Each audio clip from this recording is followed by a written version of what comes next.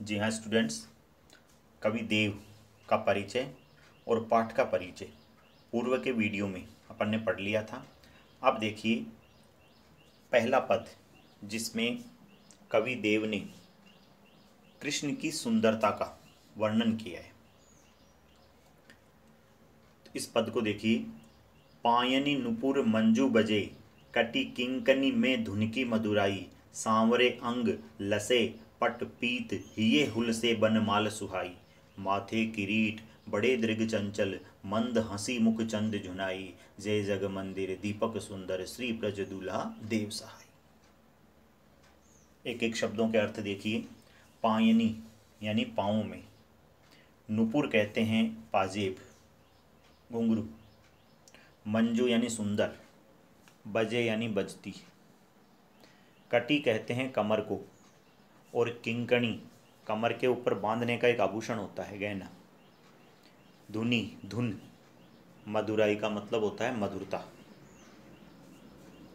कवि देव अपने आराध्य श्री कृष्ण की सुंदरता का वर्णन करते हुए कहते हैं कि श्री कृष्ण ने अपने पाँव में पाजेब पहन रखी है जो बहुत ही सुंदर लग रही है, और अपनी कमर पर उन्होंने किंकिनी नाम का आभूषण पहन रखा है। जब कृष्ण चलते हैं तो पाजेब और किंकिनी, उन दोनों के जो घुंघरू हैं, उन घुंघरुओं की ध्वनि बड़ी ही मधुर लगती है।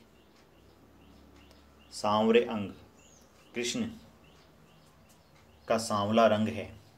लसे का मतलब होता है सुंदर लगना। पट कहते हैं वस्त्रों को, और पीत यानी पीला।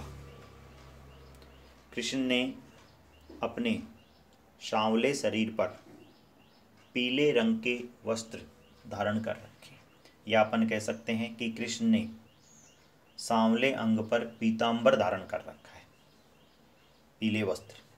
हिये कहते हैं हृदय को। हुल से का मतलब है प्रसन्न। बन यानी वन, माल यानी माला, सुहाई का मतलब है सुहावनी। और कृष्ण ने अपने हृदय पर वन के फूलों की माला धारण कर रखी है जो बहुत ही सुंदर लग रही है। माथे किरीट, किरीट कहते हैं मुकुट को। कृष्ण ने अपने माथे पर मुकुट धारण कर रखा है। बड़े दृग चंचल, और दृग कहते हैं आँखों को।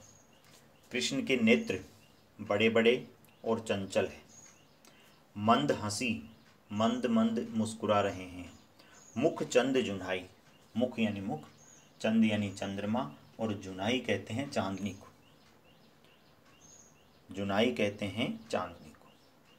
तो कृष्ण का चांद जैसे मुख पर चांदनी जैसी मुस्कुराहट शोभायमान है। जय जग मंदिर, जय का मतलब है जय हो।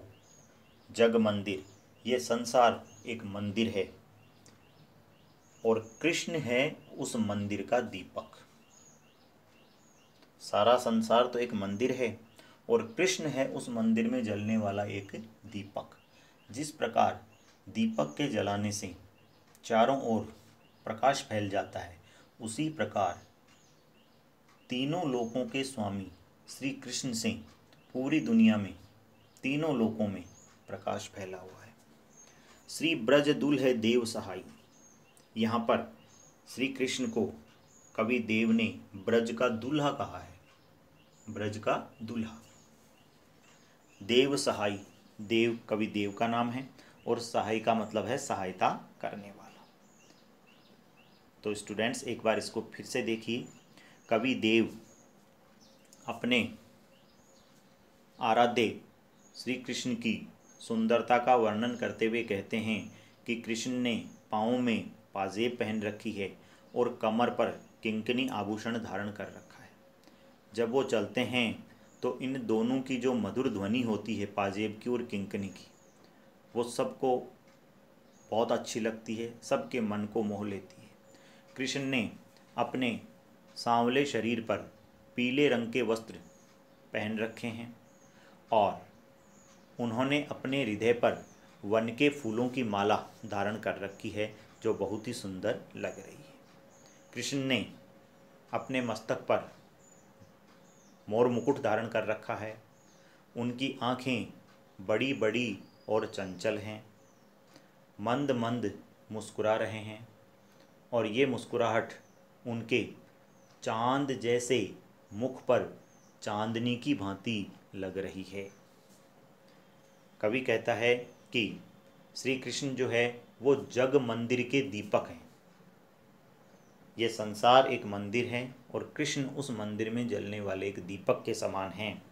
वह ब्रज का दूल्हा है और सभी की सहायता करने वाले हैं।